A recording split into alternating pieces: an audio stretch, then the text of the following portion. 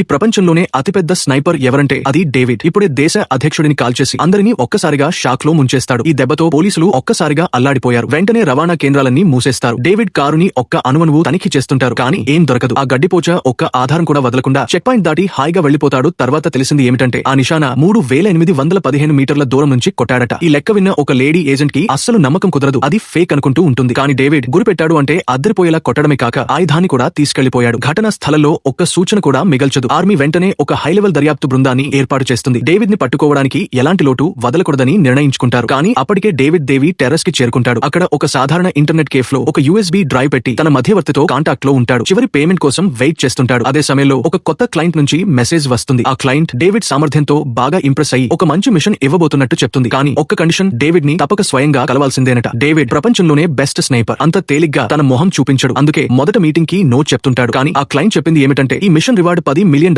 పైగా extra bonus కూడా ఉందని. డేవిడ్ మీటింగ్ ఫీజు $1 మిలియన్ అని చెప్తుంటాడు. ఆ క్లయింట్ ఒక్క క్షణం కూడా ఆలోచించకుండా డబ్బులు ఇచ్చేస్తుంది. చివరకు డేవిడ్ ఆమెను కలవడానికి ఒప్పుకుంటాడు. వెళ్తూ అన్ని క్లీన్ చేసేస్తాడు. ఒక్క ఆధారం కూడా వదలలేదు. మరుసటి రోజు నిర్ణీత చోటుకి చేరుకుంటాడు. దూరంగా ఉన్న బైనాక్యులర్ తో ఆమెను చూస్తుంటాడు. ఆమె ఫోన్ లొకేషన్ వైపు వెళ్తోంది. డేవిడ్ నీడలా నెమ్మదిగా ఆమె వెనక్కి వెళ్తుంటాడు. ఇది అతని అలవాటు. ఎవరికి తన మొహం స్పష్టంగా చూపించకూడదు. ఇదే అతని సూత్రం. $10 మిలియన్ గురించి ఆలోచిస్తూ ఆమెతో మాట్లాడబోయాడు. కానీ ఒక్క మాట కూడా చెప్పకుండా వెనక్కి తిరిగి వెళ్లిపోతాడు. అదే సమయంలో అతని బెస్ట్ ఫ్రెండ్ నార్మన్ కనిపిస్తాడు. నార్మన్ ఆయుధాల ఎక్స్పర్ట్. డేవిడ్ అతనితో నాకు ప్లాస్టిక్ స్నైపర్ రైఫిల్ కావాలి, మెటల్ డిటెక్టర్ కి దొరకకుండా ఉండాలి అని చెప్తుంటాడు. నార్మన్ మిగతా పార్ట్స్ అన్ని ప్లాస్టిక్ తో చేయొచ్చు, కానీ బ్యారెల్ మాత్రం ప్లాస్టిక్ తో కుదరదు. అయినా నీకు ఒక లైట్ వెయిట్ మిశ్ర లోహం బ్యారెల్ తయారు చేస్తా అంటుంటాడు. ఆ బ్యారెల్ తో కనీసం 7 బుల్లెట్లు కాల్చొచ్చని చెప్తుంటాడు. టైం తక్కువ ఉంటుంది. వాళ్ళు వెంటనే పని మొదలెట్టారు. నార్మన్ 7 గంటలు కష్టపడి ప్రోగ్రాంలు రాసి పార్ట్స్ పెయింట్ చేస్తుంటాడు. మరో 5 గంటలు ఫైనల్ అడ్జస్ట్మెంట్స్ కి వాడాడు. రాత్రంతా కష్టపడి చివరకు ప్లాస్టిక్ స్నైపర్ రైఫిల్ ని సక్సెస్ఫుల్ గా తయారు చేస్తాడు. కానీ మరుసటి రోజు దురదృష్టవశాత్తు ఆ లేడీ ఏజెంట్ నార్మన్ ని పట్టుకుంటుంది. ఆమె నార్మన్ ద్వారా డేవిడ్ లొకేషన్ తెలుసుకోవాలని ప్లాన్ చేస్తుంది. ఆ క్షణంలో డేవిడ్ కి నార్మన్ ని తప్పించడం తప్ప